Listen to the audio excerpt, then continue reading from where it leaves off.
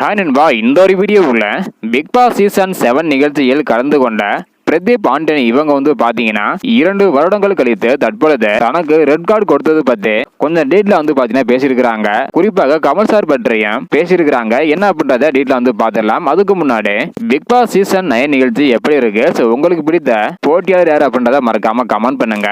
Okay அன்பா, வாங்க நினைக்கிற வீடியோக்குள்ள போகலாம். ஓகே அன்பா, பிரதீப் இவங்க பாத்தீங்கன்னா பிக் பாஸ் சீசன் 7 நிகழ்ச்சியில ரெட் கார்டு கொடுத்து வெளியே அனுப்பியிருந்தாங்க. இதற்கு பலரும் பல கண்டனத்தை தெரிவிச்சிருந்தாங்க. இந்த நிலையில சமீபத்துல ஒரு பேட்டியில பாத்தீங்கன்னா இத பற்றி பிரதீப் ஆண்டனி பேசியிருக்கிறாங்க.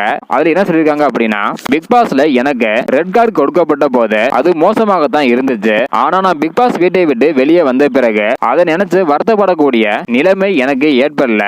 எந்த ஒரு காரணத்தினால அப்படின்னா, எனக்காக இங்க நிறைய பேர் வருத்தப்பட்டாங்க, அழுகவும் செஞ்சாங்க. என்ன நடந்தது என்ற விளக்கம் கொடுக்க வேண்டிய தேவை எனக்கு கிடையாது. நான் நல்லவன் அப்படின்னு எல்லாருக்குமே தெரிஞ்சிருக்குது. அதை பார்க்கும்போது சந்தோஷமாக இருந்தது. அதே சமயம் எனக்கு கமல் சார் ரொம்பவே பிடிக்கும். ஆனா கமல் சாருக்கு தான் என்ன பிடிக்காம போய்விட்டது அப்படின்னு ரொம்பவே வருத்தமாக பாத்தீங்கன்னா பிரதீப் ஆண்டனி இவங்க பேசியிருக்கிறாங்க. 2 வருடங்கள் கழித்து இதை பத்தி பாத்தீங்கன்னா தற்பொழுது பேசியிருக்கிறாங்க. பிரதீப் ஆண்டனி யாருக்கெல்லாம் பிடிக்கும் அப்படின்றத மறக்காம கமெண்ட் பண்ணுங்க. இந்த வீடியோ பாத்தீங்கன்னா மறக்காம எல்லாருக்குமே ஷேர் பண்ணுங்க. ஓகே அன்பா, தேங்க்யூ.